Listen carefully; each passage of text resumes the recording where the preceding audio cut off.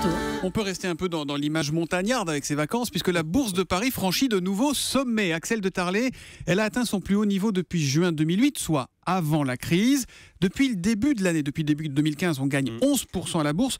Comment vous l'expliquez ça ? La croissance reste molle, même si ça s'améliore un peu. Alors, c'est simple, la Bourse s'envole parce que la Banque Centrale Européenne vient d'annoncer son opération planche à billets. Vous savez, elle va injecter plus de 1000 milliards d'euros dans l'économie et donc une partie de ces 1000 milliards se retrouve tout bêtement en bourse. C'est le risque d'ailleurs de ce laxisme monétaire, c'est que ce torrent d'argent, là, ces 1000 milliards aillent non pas dans l'économie réelle, mais aillent alimenter des bulles. Alors, bulles boursières. Il faut savoir que plus 11% à la Bourse de Paris depuis le début de l'année, ça veut dire que la valeur des entreprises qui sont cotées à Paris a augmenté de quelques 150 milliards d'euros. En un mois et demi, là. Voilà, en un mois et demi. Et puis, il y a aussi le risque de bulles immobilières, parce qu'également, une partie de ces 1000 milliards peut se retrouver sur l'immobilier et faire monter les prix.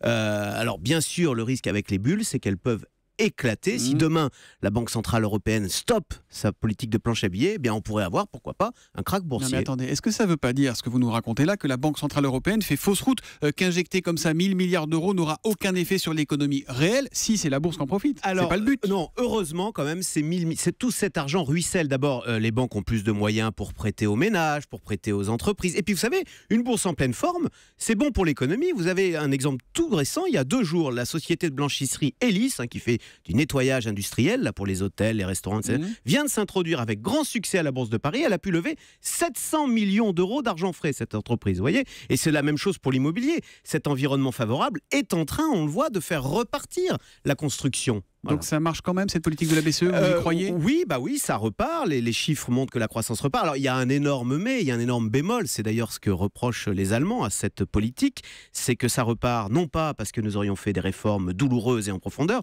non, ça repart parce que la Banque Centrale Européenne injecte 1000 milliards, et c'est pour ça que les Allemands sont opposés à cette politique de planche à billets, à ce laxisme monétaire qui a 2 effets pervers, on vient de les dire. 1, ça peut créer des bulles, et puis 2, c'est vrai, ça n'incite pas à la réforme puisque votre économie repart toute seule. Donc c'est un oui mais, si on reste dans les notes dont on parlait avec Yves Roger, oui mais pour la BCE, et en tout cas c'est la Bourse qui en profite. Le Zoom Eco tous les matins à 7h10 sur Europe 1, c'est signé Axel de Tarlé. À lundi Axel.